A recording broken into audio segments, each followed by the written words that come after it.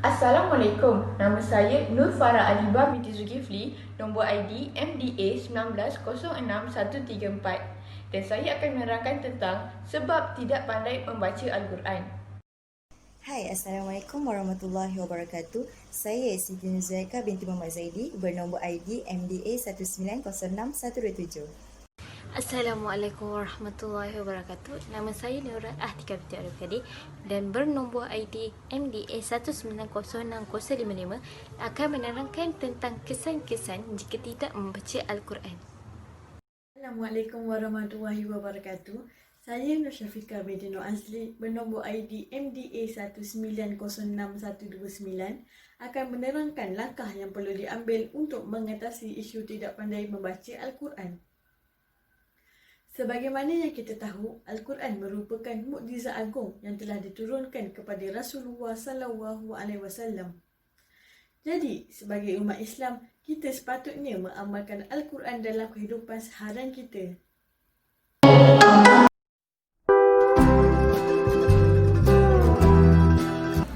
Sebab seseorang itu tidak pandai membaca Al-Quran. Pertama, malas membaca Al-Quran dalam tempoh yang sangat lama juga boleh membuat seseorang daripada tahu membaca Al-Quran sehingga menjadi seseorang yang tidak pandai membaca Al-Quran. Kedua, tiada minat untuk mempelajari ilmu Al-Quran. Kebiasaannya, faktor ini berpunca apabila seseorang itu kurang ilmu pengetahuan tentang kelebihan dan faedah Al-Quran tersendiri. Seterusnya, tidak mengetahui manfaat membaca Al-Quran. Ini juga menyebabkan seseorang tidak mahu membaca, malah enggan belajar untuk membaca Al-Quran. Selain itu, masyarakat kini juga terlalu sibuk dengan teknologi zaman sekarang sehingga tiada masa untuk bersama Al-Quran. Mereka tidak membahagikan masa mereka dengan baik untuk manfaat dunia dan akhirat. Akhir sekali, mereka lebih mementingkan pelajaran dan hal-hal duniawi berbanding akhirat. Ini juga antara sebab kurang pengetahuan tentang manfaat pembacaan Al-Quran yang menyebabkan mereka terlalu obses untuk mengejar perkara di dunia sahaja. Seterusnya, saya akan berkongsikan tentang kelebihan membaca Al-Quran. Membaca Al-Quran ini mempunyai banyak faedah dan kelebihannya, walaupun dengan sepotong ayat maupun satu huruf dalam Al-Quran. Jika kita membacanya, pasti akan mendapat ganjaran yang setimpal. Jadi, apa yang kita boleh dapat dengan mengaji Al-Quran? Yang pertama, mendapat syafaat di akhirat kelak. Mengaji Al-Quran juga akan mendatangkan kebaikan, kemuliaan dan syafaat yang pasti tidak pernah dibayangkan oleh manusia sebelumnya. Firman Allah SWT yang bermaksud, dan apabila Al-Quran itu dibacakan, maka dengarlah akan dia serta diamlah dengan sebulat-bulat ingatan untuk mendengarnya, supaya kamu beroleh rahmat. Daripada surah Al-A'raf ayat 204. Mendapat kedudukan yang tinggi. Sambil kita mengaji Al-Quran, kita juga sebenarnya belajar tentang isi kandungannya sekali. Allah sangat menyukai orang yang menuntut ilmu seperti yang tertera dalam Al-Quran. Dengan mengaji Al-Quran, ia akan membuatkan seseorang itu dilihat seperti bercahaya dan dipenuhi nur. Situasi ini akan membuatkan seseorang itu menjadi lebih disayangi, dihormati, disenangi dan dihargai oleh orang ramai.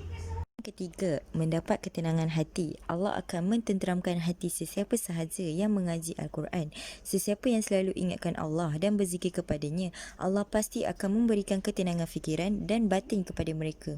Ia juga dapat meningkatkan rasa cinta terhadap Allah SWT, terhadap semua Nabi dan Rasul serta para malaikat. Firman Allah SWT iaitu orang-orang yang beriman dan tenang-tenteram hati mereka dengan zikrullah. Ketahuilah dengan zikrullah itu tenang tenteramlah hati manusia. Daripada surah Ar-Ra'd ayat 28. Keempat, dapat menyembuhkan penyakit. Orang yang sering mengalami penyakit-penyakit ringan ataupun penyakit berat, rajinkanlah mengaji. Maka insya-Allah Allah SWT akan menolong untuk menyembuhkan penyakit itu atau melindungi kita daripada mendapat penyakit.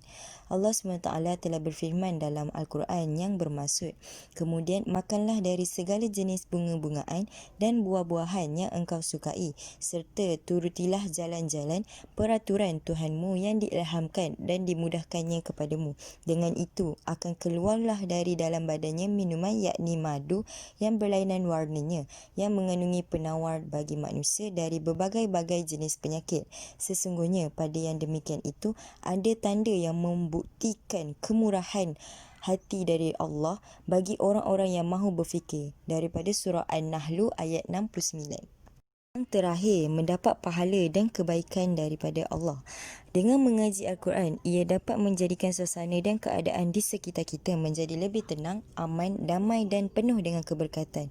Oleh itu, sesiapa yang mengaji akan mendapat pahala yang berlipat kali ganda dan akan diberikan kebaikan oleh Allah SWT sebagai seorang yang soleh dan solehah.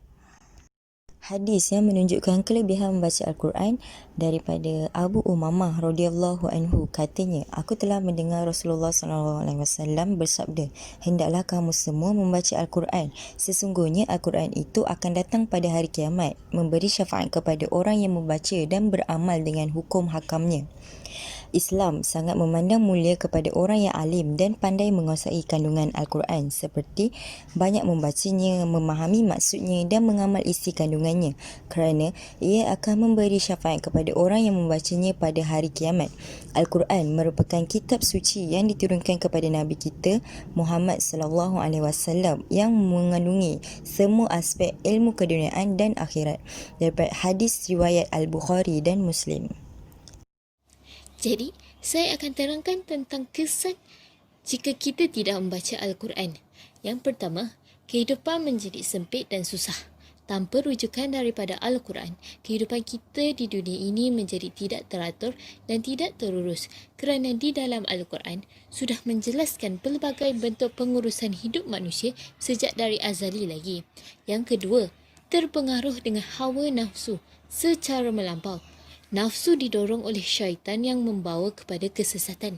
Syaitan lebih suka kepada orang yang menjauhkan diri daripada Al-Quran, sehinggakan dia dapat menghasut manusia melakukan perkara-perkara yang tidak senonoh. Yang ketiga, sekiranya kita sering menjauhkan diri daripada Al-Quran, hati juga akan jauh dari petunjuk Allah, sehinggakan hati menjadi keras dan sukar untuk menerima kebenaran.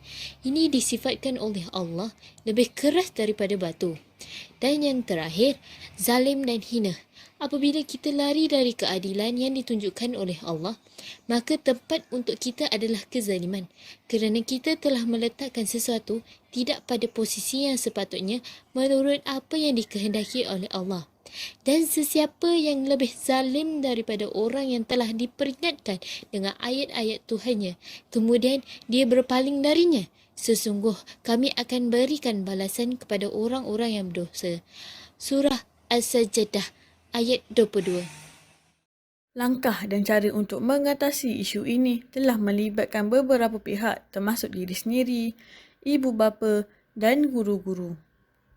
Penumbuhan kelas Jekof di sekolah rendah yang telah diwujudkan sejak dahulu juga merupakan langkah awal untuk murid-murid belajar membaca dan mengenali Al-Quran. Mereka perlu didedahkan bermula dengan membaca Iqra' dan mengenali huruf-huruf hijaiyah.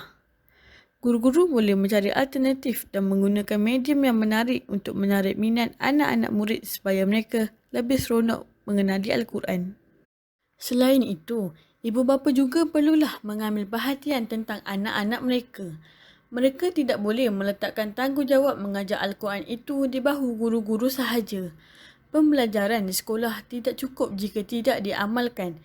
Hal ini kerana kelas Jekof hanya dilakukan seminggu sekali di sekolah. Kesannya, anak-anak yang baru belajar akan mudah lupa jika tidak mengamalkannya. Oleh yang demikian, ibu bapa yang berkelapangan perlu mendidik dan meluangkan masa bersama anak-anak mereka untuk mempelajari Al-Quran. Sebagai contoh, waktu yang sesuai ialah ibu bapa boleh mengajar anak-anak mereka selepas menunaikan solat fardu. Oleh itu, bukan anak-anak sahaja yang pandai membaca Al-Quran, secara tidak langsung, ibu bapa juga boleh mengingati kembali ayat-ayat Al-Quran. Seterusnya, sebagai individu dan masyarakat Muslim, mereka seharusnya mengambil inisiatif sendiri untuk belajar dan memperbaiki bacaan Al-Quran. Sebagai contoh, menghadiri kelas-kelas Al-Quran yang telah dianjurkan dan belajar daripada ustaz maupun ustazah walaupun telah lanjut usia. Tuntutan mempelajari Al-Quran tiada had umurnya. Oleh itu, belum terlambat untuk mula mempelajari Al-Quran walaupun telah lanjut usia. Selain itu, mereka juga boleh hadir ke kursus atau bengkel untuk pembelajaran tajwid supaya dapat memantapkan ilmu tajwid.